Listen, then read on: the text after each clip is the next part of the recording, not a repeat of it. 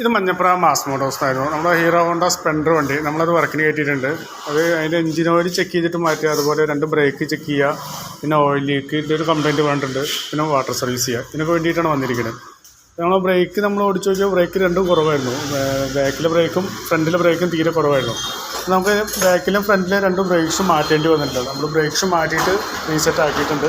അതുപോലെ ഈ ബ്രേക്സ് മാറ്റുന്ന കൂട്ടത്തിൽ തന്നെ അതിൻ്റെ ബാക്ക് വീൽ ഡാമ്പർ പറയും, അതും പൊട്ടിക്കിടക്കണം. അപ്പോൾ അതൊന്ന് മാറ്റിയിട്ടൊന്ന് റീസെറ്റ് ചെയ്തിട്ടുണ്ട്. അതുപോലെ തന്നെ ഫ്രണ്ടിലെ ബ്രേക്സും നമ്മൾ മാറ്റിയിട്ട് റീസെറ്റ് ആക്കിയിട്ടുണ്ട്. 2 ബ്രേക്സും മാറ്റിയിട്ട് റീസെറ്റ് ആക്കിയിട്ടുണ്ട്.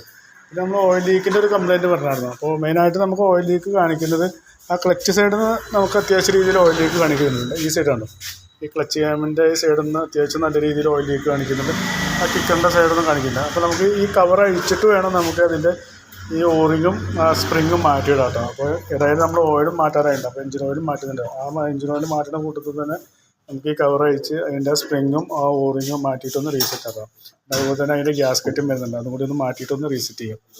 അതുപോലെ ഹെഡിൻ്റെ ഈ സൈഡിൽ നിന്നും അത്യാവശ്യം നല്ല രീതിയിൽ ഓയിൽ ലീക്ക് കാണിക്കുന്നുണ്ട്. അപ്പോൾ നമുക്ക് ഇവിടുത്തെ ഈ വാൾവ് കപ്പിന് 2 ഓറിങ്ങും ഇവിടുത്തെ വരുന്ന ആ ഗ്യാസ്കറ്റും കൂടി ഒന്ന് മാറ്റിയിട്ടൊന്ന് റീസെറ്റ് ചെയ്യാം. ഓക്കെ, അപ്പോൾ ഞാൻ ഇത്രയും ചെയ്യുന്നതിനുള്ള ഒരു എസ്റ്റിമേറ്റും കൂടി പറയാം. നോക്കിയിട്ടൊന്ന് റിപ്ലൈ ചെയ്താൽ മതി. ഓക്കെ.